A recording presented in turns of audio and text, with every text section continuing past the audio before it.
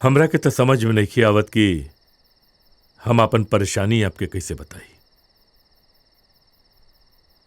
आप लोग के चेहरे की चिंता देख के बुझाता कि शायद आपके लड़की के हमार लड़का पसंद नहीं खे। अरे नाना, ऐसन कोनो बात नहीं खे। वो कहो कि हमार बिटिया भी शादी करे खातिर तैयार नहीं के। ढेर जोर कहीं नहीं है तो घर छोड़ के चल गई बड़ी। अब जब बात खोली गई बात है, हम हूं बता दें कि हमार लड़का भी रिश्ता से खुश ना रहे, लेकिन अब समझ में नहीं क्या आवत रहे कि हम कैसे कहें।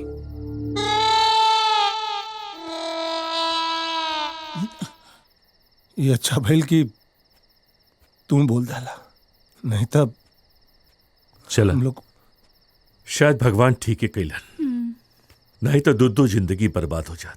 हाँ, हमरो परेशानी तब से यह रहे कि बढ़िया बल इतना उम्र हो गया, अकल बुद्धि नहीं है, दिमाग नहीं है, हमरे पगना मिला तो बिया के लिए। शादी कर गेल तो कर गेल, ना तो हम काटी काट देते हैं। क्या है क्या?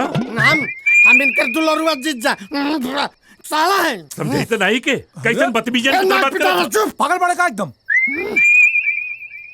अंदर जो, अंदर जो। राजा! अभी कब? नो, नेवर!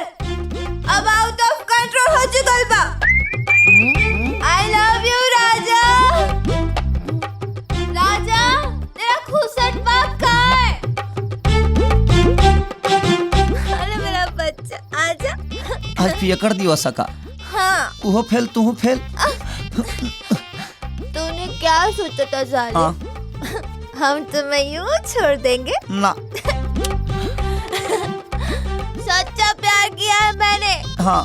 तूफान का भी रुख मोड़ देंगे। ये कब चढ़ा ले लू हो? हाँ।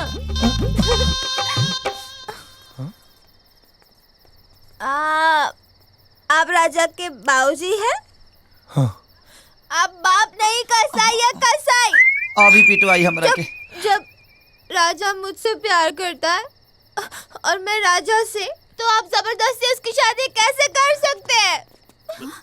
अरे रानी, जा।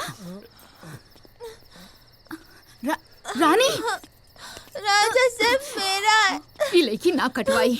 लड़की? राजा सिर्फ मेरा। अरे शांत हो जाओ बेटा। राउर बेटी बाना? हाँ। जी, हमरे बिटिया भी है। अगर तोहनी दोनों अपना एक दूसरे के फोटो देख ले रहतो सन, तो बखेड़ा झंझट ना न होइत रे। सॉरी नाक पिटा रहा, सॉरी। झुट्टो के 3 पैक नीचे मार देनी हमें।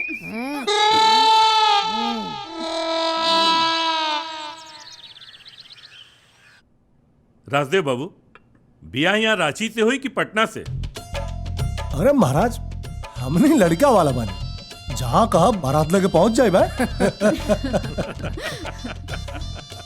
लेकिन भाई साहब, ई गांव नगर के लोग के हमनी से बहुत उम्मीद रहेला। एगो तो हमार लइका बा, त शादी तो गांव से हुई। हाँ, इता। लेकिन ओकरा खातिर आपके 1 महीना पहले गाँव आवे के पड़ी। हमें कौन दिक्कत बा? आ जाइए हमने, कौनो दिक्कत नहीं के है? अरे रानी बिटिया कहाँ भी है? हम बुला के लाते हम नाक पिटा रहे जी। नाना करते प्यार तुम हमसे कर बैठे।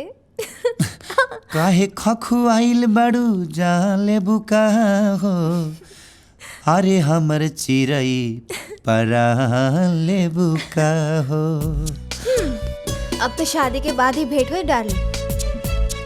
अब इतना लंबा गैप अपडेट करे खातिर दिल के बैटरी तक चार्ज करे के पड़ी ना। तकाला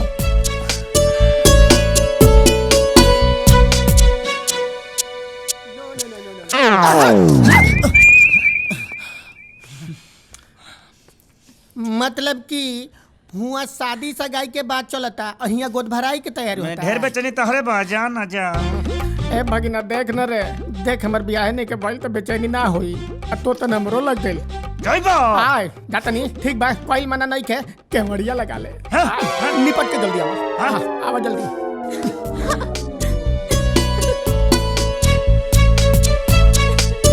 बहुत अच्छा। बड़ा जल्दी अच्छा, मुलाकात हुई। बिल्कुल आ जाएंगे। नमस्ते। हाँ खुश है बेटा खुश है।